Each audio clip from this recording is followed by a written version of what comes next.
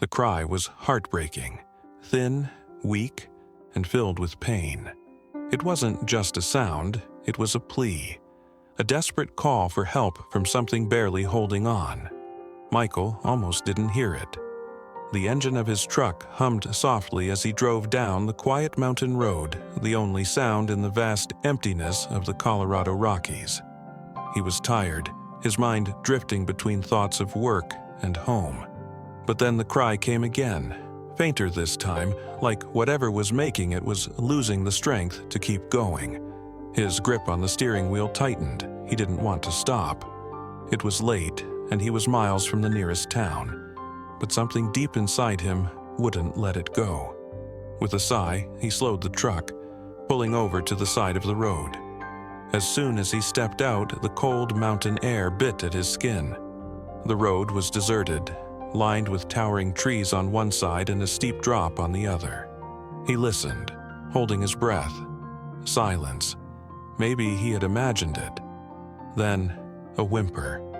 Barely there, but enough to send a chill down his spine. Michael turned toward the sound, his boots crunching against the gravel as he stepped toward the edge of the road. His eyes scanned the dark, shadowed forest, and then he saw it. A dog. It was curled up near the base of a tree, trembling. Its fur was caked with dirt and blood, and one of its legs was twisted at an unnatural angle. The dog lifted its head slightly, ears twitching as if trying to decide whether Michael was a threat or a savior. Michael's chest tightened. The poor thing looked like it had been hit by a car and left to die. He crouched down slowly, extending a hand. "Hey, buddy," he said softly, his voice barely above a whisper. "It's okay. I'm not going to hurt you." The dog flinched but didn't move away. It was too weak. Michael felt a lump form in his throat. He had seen animals hurt before, but something about this lonely creature, abandoned and broken, crying for help in the middle of nowhere, hit him differently. He shrugged off his jacket and gently placed it over the dog, hoping to give it some warmth. "You're gonna be okay," he murmured. But even as he said the words, doubt crept into his mind. He was miles from the nearest town, with no vet in sight. The dog was badly injured. And yet, he couldn't just leave. Michael took a slow breath, then made his decision. Carefully, he slid his arms under the injured dog, lifting it as gently as he could. The dog whimpered, but didn't resist. It was too exhausted to fight. As he carried it back to his truck, one thought echoed in his mind. "I don't know if I can save you, buddy, but I promise I'll try." The dog trembled in Michael's arms, its body weak and frail against his chest. Every few seconds, a soft whimper escaped its throat, making his heart clench tighter. He moved as carefully as he could, afraid that even the smallest jolt would send another wave of pain through the poor creature's body. As he reached his truck, he hesitated. The dog was clearly in bad shape. Blood matted its fur and its breathing was shallow. He wasn't sure how long it had been out there, suffering alone in the cold. He had no medical training, no supplies, just the overwhelming feeling that he couldn't leave this animal behind. Michael gently placed the dog on the passenger seat, bundling it in his jacket. The dog barely stirred, only letting out a weak sigh as its head rested against the fabric. His fingers hovered for a second over its side, feeling the faint rise and fall of its chest. It was alive, but barely. He climbed into the driver's seat and started the engine. The nearest town was still an hour away, and he had no idea if there was even a vet there. His phone had no signal, leaving him completely on his own. As he drove, he kept glancing at the dog, his mind racing. "Hang in there, buddy," he murmured, though he wasn't sure if the dog could even hear him. "Just hold on a little longer." Minutes passed in tense silence. Every bump in the road made him wince, afraid that it might be causing the dog more pain.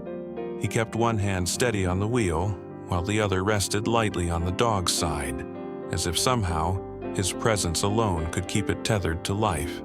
Then, after what felt like forever, the dog moved. It was barely a shift, just the slightest twitch of its ears, but Michael noticed. His heart leaped in his chest. "Hey," he said softly, glancing over. "You still with me?" The dog's eyes fluttered open just a crack, deep brown, filled with exhaustion, but also something else. A flicker of trust. Michael swallowed hard. He hadn't realized how much he needed to see that, to know that the dog hadn't completely given up.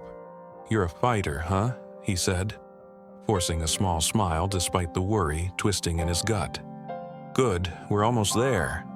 The road stretched ahead of him, dark and winding, but for the first time that night he felt a flicker of hope. Somehow, he had to save this dog, no matter what it took.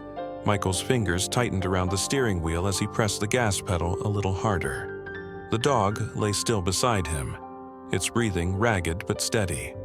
Every now and then, he glanced over, half expecting to see it slip away right before his eyes. The thought made his chest tighten. "You're gonna be okay," he muttered, more to himself than to the dog. "You have to be." The road was long and empty, stretching endlessly through the dark.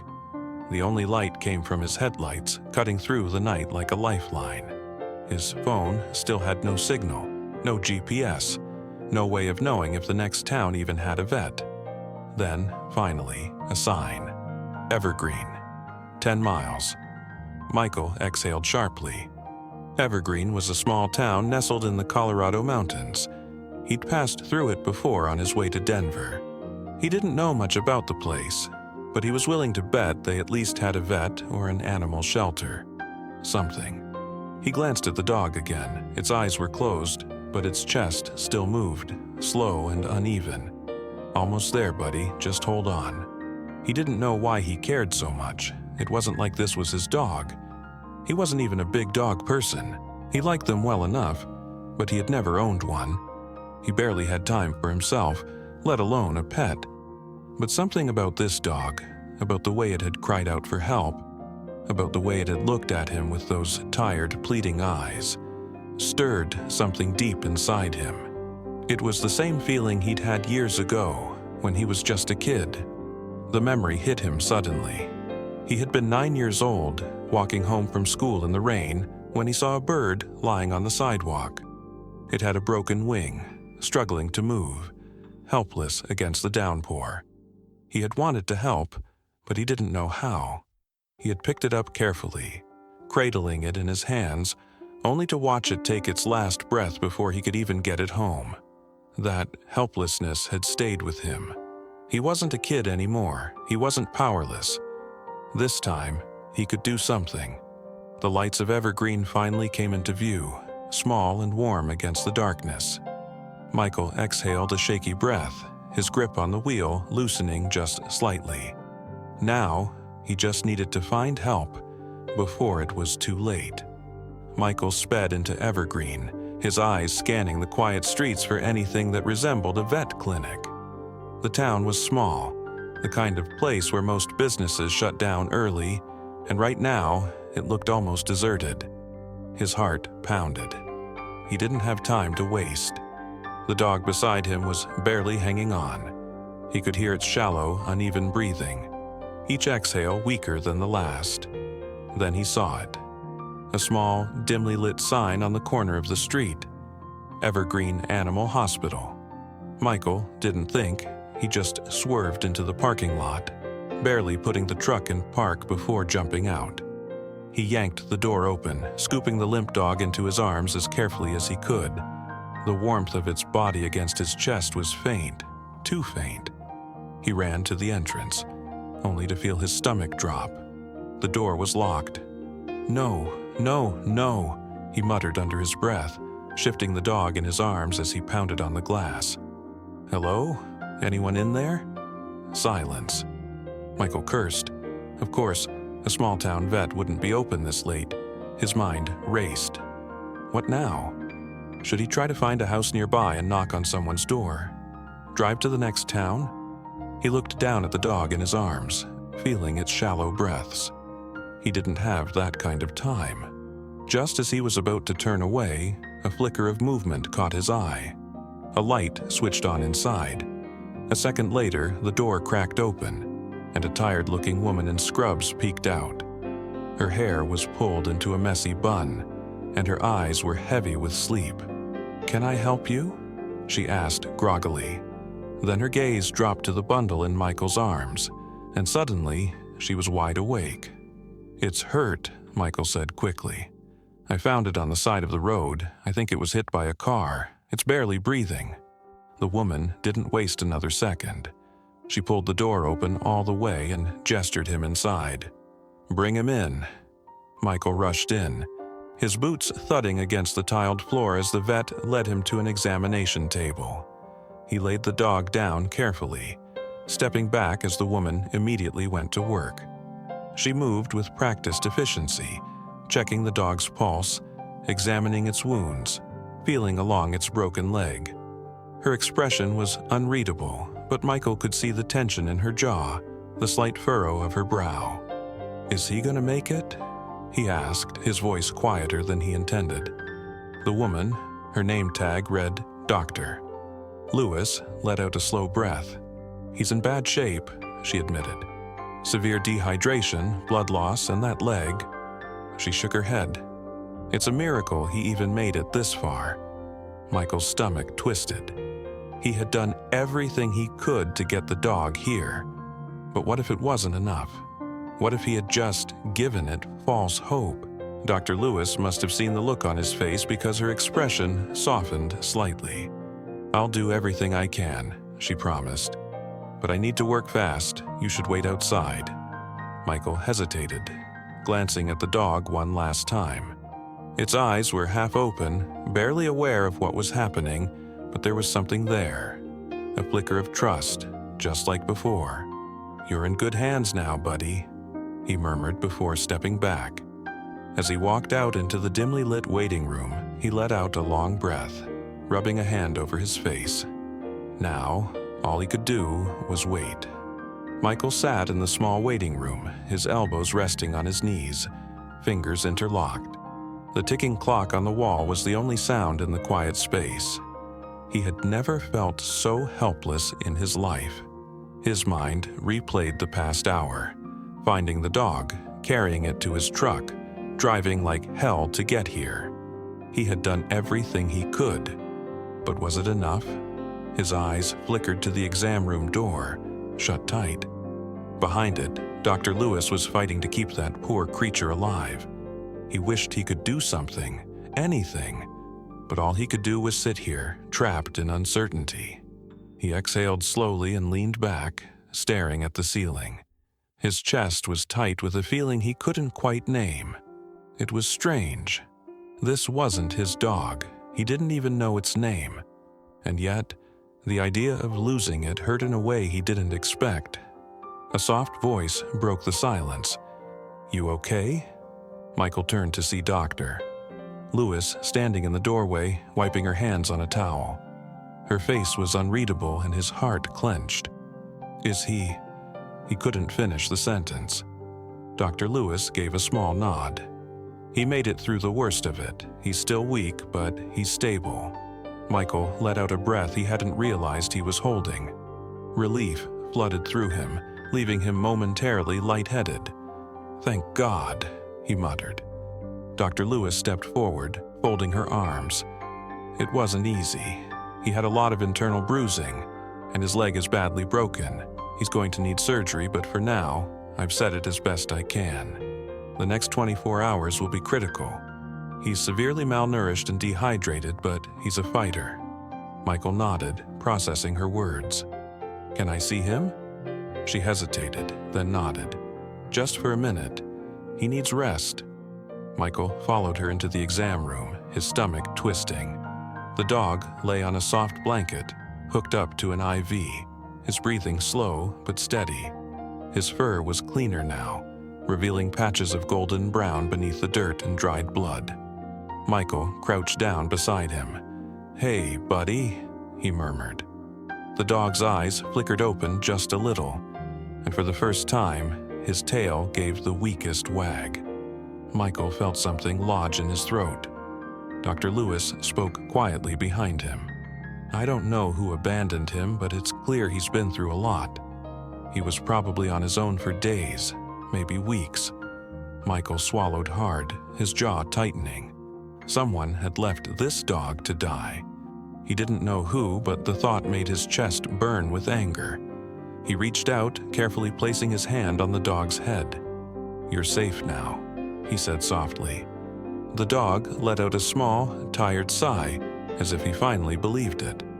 Michael didn't know what came next, but one thing was certain: he wasn't leaving this dog behind. Michael sat beside the dog, his hand resting gently on its head. The rise and fall of its chest was slow but steady, each breath proof that it was still holding on. He had done his part to get him here, but now an entirely new thought settled in his mind. What happened next? Dr. Lewis stood nearby, watching the quiet interaction between them. "He's going to need a lot of care," she said gently. "Regular checkups, medication, and eventually surgery for his leg. It's going to take time." Michael nodded, but didn't take his eyes off the dog. "What happens to him now?" Dr. Lewis hesitated. "If he doesn't have an owner, he'll have to stay here until we can find someone to foster him. But in his condition, he won't be easy to place. Most people don't want to take in an injured dog with expensive medical needs." Michael felt his jaw tighten. The idea of this dog being passed from place to place, waiting for someone to take a chance on him, didn't sit right. He had already been abandoned once. He didn't deserve that again. The dog's eyes fluttered open, meeting Michael's for a brief moment. That same flicker of trust was still there, and something deep inside Michael shifted. "I'll take him," he said, the words coming out before he even had time to think them through. Dr. Lewis blinked. "Are you sure?" Michael wasn't sure of much in his life, but this he knew. He had already made a silent promise the moment he picked the dog up off the side of the road. He wasn't about to break it. "Yeah," he said, his voice steady. "I found him. I brought him here. I'm not just going to walk away now." A small smile touched Dr. Lewis's lips. "That's a big commitment," she said, but there was approval in her tone. "He's going to need a lot of patience and care." Michael ran a hand through his hair, exhaling slowly. "I don't know the first thing about taking care of a dog, let alone one that's injured," he admitted, "but I'll figure it out." Dr. Lewis nodded. "All right, let's get the paperwork started. He'll need to stay here for at least a couple of days under supervision, but after that, he's yours, if you're serious about it." Michael looked down at the dog again, running his fingers gently over its head. "Yeah," he murmured. "I'm serious." The dog let out another tired sigh, his eyes slipping closed again. But for the first time since Michael had found him, he looked at peace. Michael had come to Evergreen expecting nothing more than a quick stop in a small town. Instead, he had found someone worth staying for. The next few days passed in a blur of checkups, medications, and long moments of quiet companionship. Each time Michael visited the clinic, the dog seemed just a little stronger, his eyes a little brighter. The first time his tail wagged, a slow, hesitant motion. Michael felt something tighten in his chest. By the time Dr. Lewis gave the all-clear for him to take the dog home, Michael had already bought everything he could think of: a dog bed, food, toys, even a leash. Though he wasn't sure when the dog would be strong enough to walk.